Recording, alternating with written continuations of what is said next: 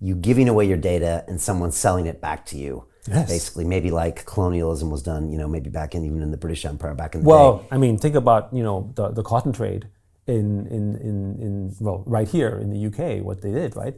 They would basically buy actually cheap cotton from India, right? Bring it back, mill it, and sell it back for expensive clothing at high prices to India. It was impossible as a nation to ever come out of this, and constantly extract value from until obviously there was a revolt. Right. But economically, it was a kind of economic enslavement, and that's essentially what's happening with data right now, because the value that they generate from the data, as you said, right, is actually ours, but they sell it back to us in a refined format that we're paying for.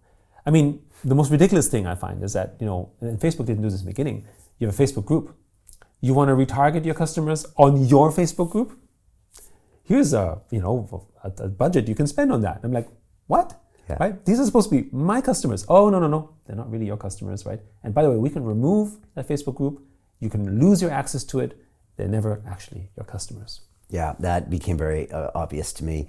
And then that whole point of digital ownership and identity. And yeah, I mean, in 2020, we almost lost our 2 million YouTube subscribers and about 10,000 videos in about 10 years of my life. Yes. And again, and because of some of the things I was posting, I wasn't allowed communication to those subscribers. So I had to pay for them to see what I was doing.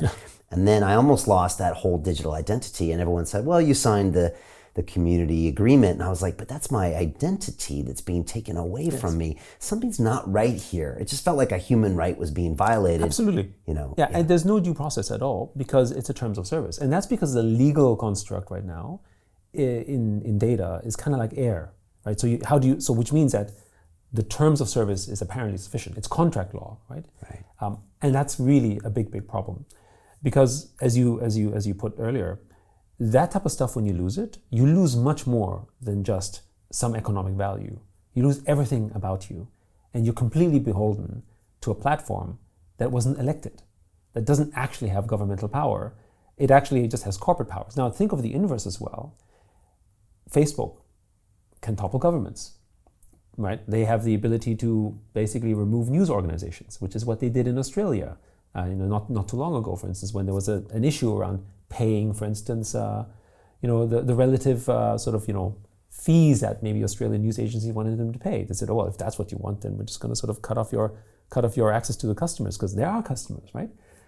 I mean, that is not possible to sort of restrict freedom of speech in this manner, because of the fact that there's no parallel for it. But actually, that's what they're able to do, and it's very, very dangerous, because they're not driven by something that is driven by the community. They're driven simply for profit, and they're driven by the interests of a minority as opposed to a larger majority which you're supposed to serve. And that's why Web3 and blockchain is so interesting, because DAOs, for instance, which I think are the future organizations of the world, represent that. Because now, if I'm a customer, I'm no longer just a customer, I'm an owner, which means that I end up basically being a participant in the network. I don't have the same ownership as perhaps you or someone else, but I still have a voice. And we can come together and make decisions. Like, to me, the Facebook of the future is not going to be a shareholder corporation. It's going to be kind of a stakeholder system where there are shareholders perhaps, but every user of Facebook would also be an owner, right? And that's what you see with Sandbox, for instance. If you own a piece of land in Sandbox, you're not a consumer, you're an owner. You have a stake. If you own a Bored Ape, you're an owner. You have an ability to communicate to the network. You have a vote. You have a say in how it runs. And if you don't like it, sure, you can sell it or you can do whatever. But you have a voice. In Facebook, you don't have a voice as a user. You talk to possibly an AI, right? That basically says, these are the 5 things you can do, and you send your complaint in, and it goes to a black hole under advisement, and good luck, right? The only way to get stuff done, like in terms of all the fraud, is maybe someone senior at Facebook, and then maybe they can help you out faster than the normal processes because you're just another cog. I mean, just think about how impersonal our human relationships are with these platforms. Yeah, and then you take it a step further and you look at Twitter files or what happened as suppression of news stories around the election, and it's like, wow, now these companies are actually violating amendments of the Constitution, yes, based with pressure on the government. So you get all the bad parts of human organizations that way. And yeah, it kind of goes full circle. I mean, you know, I mean, if you can silence a president, I mean, regardless of the nature of his content, you go, wait, hold on a second. How does that work, right? How does that work? And that kind of gives you probably a very good indication as to where we are right now in the world of Web2. So Jim Rickards has just recorded a video that's not available to anyone in the public, and he's going to be talking about how this upcoming recession is going to be fast, it's going to be bloody, it's going to be nasty. But at the same time, he's going to show you how you can position yourself to profit from all of this chaos. Now, we've made this video only available to our viewers. Go to londonreal.tv/Jim. Watch that immediately.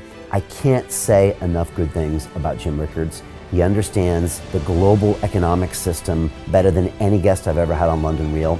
His predictions are almost uncannily true, and you can learn how to profit from his vision, from his expertise, and his understanding of economics. So go to londonreal.tv/Jim or click the link below. It's an excellent, excellent look on what's going to happen in the future and how you can position yourself to profit from that. Jim is one of the best in the business, one of my favorite guests on London Real, and he's very, very good at predicting the future and showing us all to profit from it. So click the link, and I hope you enjoy. Hey, it's Brian Rose, founder of the DeFi Academy. I've told you my 4-week crypto bootcamp is amazing, but don't take my word for it. This is what my students are saying. The DeFi Academy was an amazing experience for me. It took me totally out of my comfort zone. In this course, I was challenged, I was held accountable, and pushed to do things that honestly weren't always easy. It's been phenomenal, and I can't believe we're already up on our 4 weeks. It has flown by. Going through this DeFi accelerator by far was one of the best courses I've taken. You do this course, you really get into the nitty-gritty of the activities that will make you comfortable with decentralized finance. Thank you so much to Brian and everyone at London Real and the DeFi Academy for even putting together an amazing course like this. Anybody else that wants to do it, please sign up. It is well worth the money.